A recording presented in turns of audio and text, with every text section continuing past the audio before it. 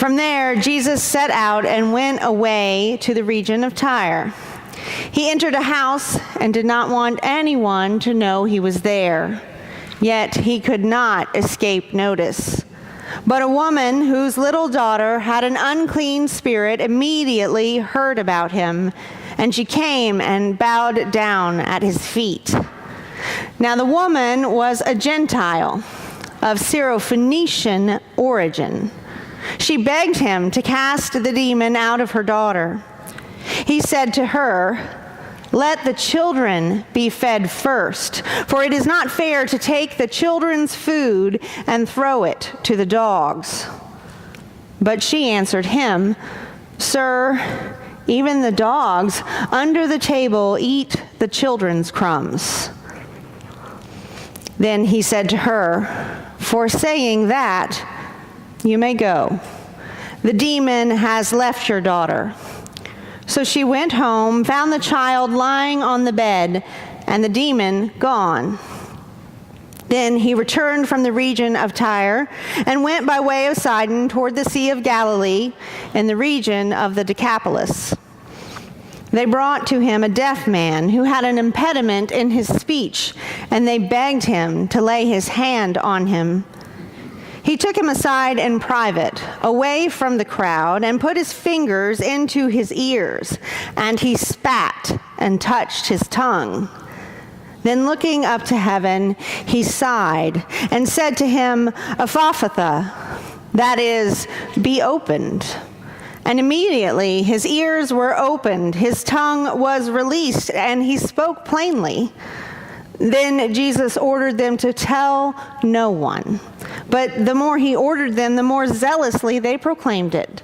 They were astounded beyond measure, saying, "He has done everything well. He even makes the deaf to hear and the mute to speak." The word of the Lord. So let me just start by saying, holy humanity. I mean, last week we had this very challenging passage that is just prior to the one we read this morning. And in it, Jesus challenged us to examine the traditions of the elders that we follow and to be very aware of what it is about those traditions that we cherish. He also reminded us that the role of any tradition or religion is to be life-giving, not only to those who belong, but most especially to those who are always excluded. Then, this morning, we have the passage that we read. In Mark's language, it comes immediately after that other passage. And we find that even Jesus needs to be reminded of the lesson he just taught as he responds to a desperate mother seeking healing for her daughter. Let the children be fed first, for it is not fair to take the children's food and throw it to the dogs. So let me just say it again. Holy humanity. I mean, seriously, how much more human could Jesus get than he is in this passage? The author tells us that Jesus entered a house and he didn't want anyone to know that he was there. Perhaps he was just tired. I mean, he's been tired for a while now in the Gospel of Mark, trying to get away for some respite care. Perhaps he still hasn't slept. He can't remember the last time he had a meal by himself, and maybe he just needed a shower and a shave.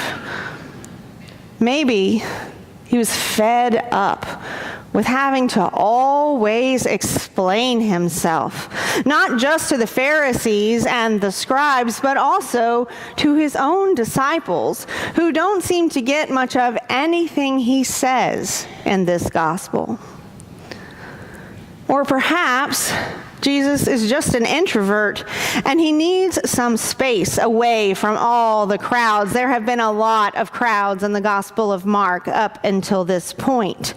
Maybe he just wanted to be the only person in his bubble for just a little while. The author doesn't tell us why Jesus went so far away or why he wanted to be alone, only that he did. And you know what happens when people find out that the only thing you want is some alone time. They come and they find you. That's what happens in my household. But as luck would have it, the person who finds Jesus couldn't have been any more of the stereotypical person that he would least likely want to be with. A foreigner, a Gentile, a woman of Syro-Phoenician origin, nothing more than a dog in his tradition. I mean, he doesn't know her.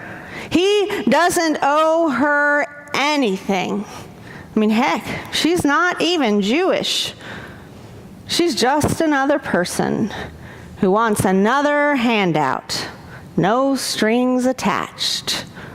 She probably has no intentions of following Jesus or learning from him or giving back anything. And so Jesus finally just snaps.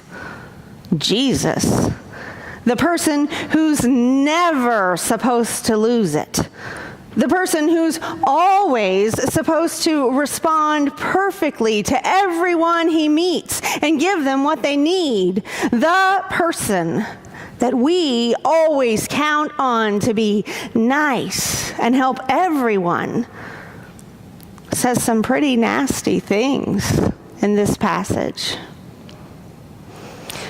As Christians, we learn and repeat every week in church that Jesus was fully human, fully God. But most times, we really don't mean it. I mean, I think if we're honest with ourselves, almost all of us here would have to admit that we don't really like to think of Jesus as being angry or mean, or too tired to offer someone help, which hardly makes him human. We sometimes want Jesus to be only half fully incarnate, because when we think of him as being someone like us, someone who struggles with their emotions, someone who is at times afraid, someone who wants to be left alone every now and then, someone who equally feels bound and limited by their culture as we do, someone who can get really ticked off from time to time or even needs sleep because they're just bone tired. I mean, when we think of Jesus like that, it makes us uncomfortable.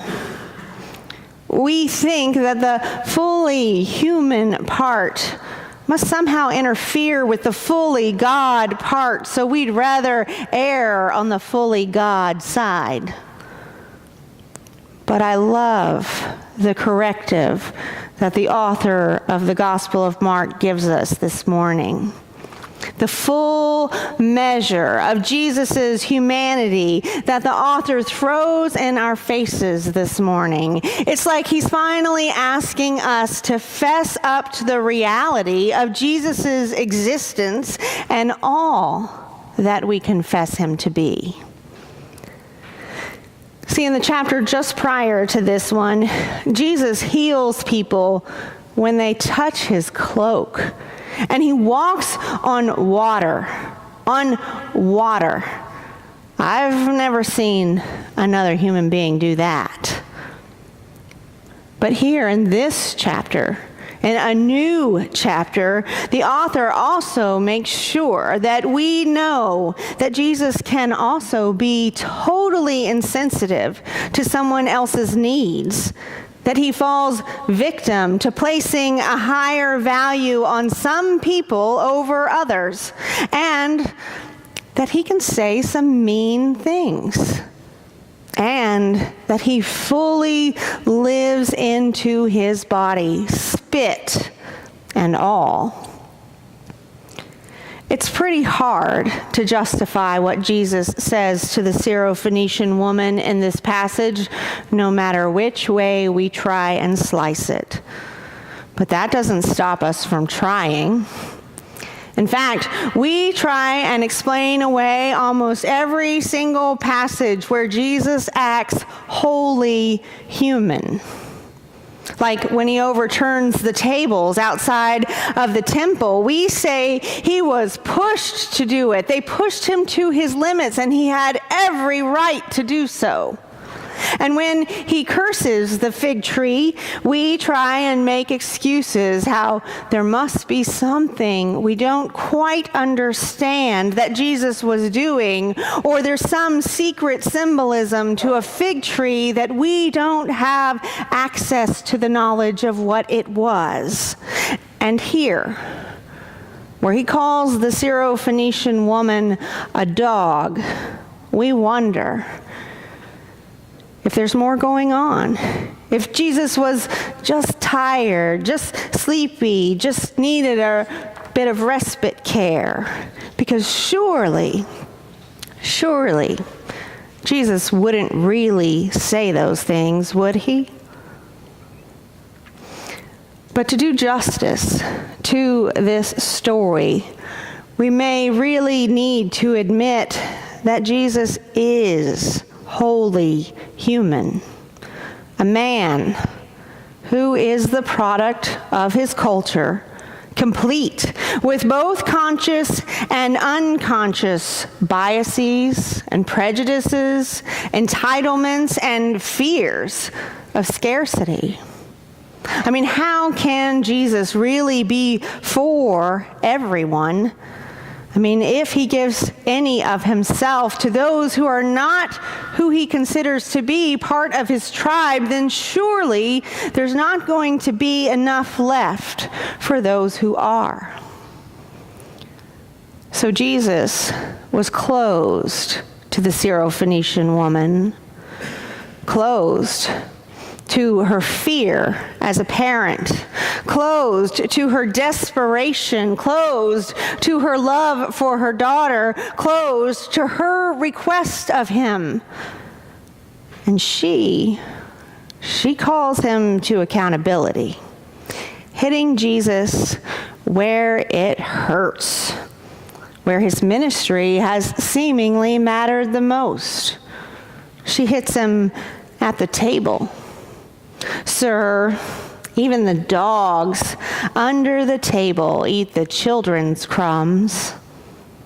After all, Jesus is supposedly the one who's been opening the table since he began his ministry. He's the one who eats with sinners and prostitutes and tax collectors. He's the one who says no one should go away from the table hungry and feeds 5,000 people. He is the one who has just gone to bat for his disciples who were eating at the table with their unclean hands, so that they and many, many more people might be included at the table. He is the one who comes to the table over and over and over again to show us who God is. And the Syrophoenician woman demands to be shown who God is too. She insists there is room for her at the table. And just like that, she comes to Jesus bearing the word of God, the Spirit blowing through her breath as she challenges him, just as he challenged the Pharisees and the scribes in our reading from last week, to enlarge their circles, to assemble the extra leaf into the dining room table, to believe and trust in the word that they have preached time and time again, to grow into their calling and to fully live into their vocation. And now she challenges Jesus to do the same. And you know what happens? He hears her. He sees her. He opens his heart to even her, the foreigner, the Gentile, the woman, the one of Syro-Phoenician origin. He allows himself to be opened by the story of another, by someone he shouldn't care about or for, according to his tradition. Jesus trusts God's leading. He trusts the experience that he is having. He trusts where the Spirit has led him, and he changes. Jesus shows us how to change. He opens his life to the Syro-Phoenician woman, and he heals her daughter.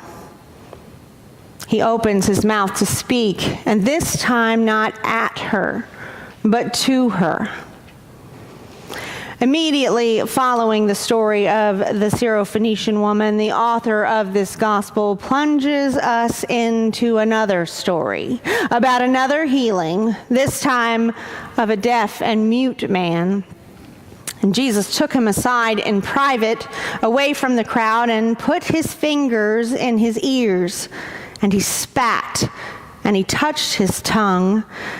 Then looking up to heaven, he sighed and said, "Ephphatha," that is, be opened. Ironic. That sigh that Jesus sighs as he looked up to heaven, I like to think of it as a private conversation between father and son.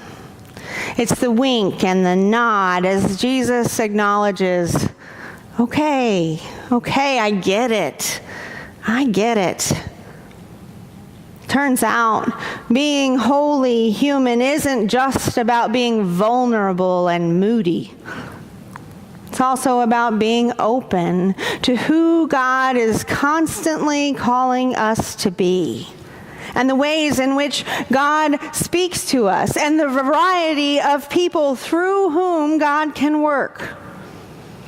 It's about taking our fingers out of our ears and being open to listen to the wisdom of an outsider, to hear what they have to say, to listen to someone who on the surface seems so very different than who we are.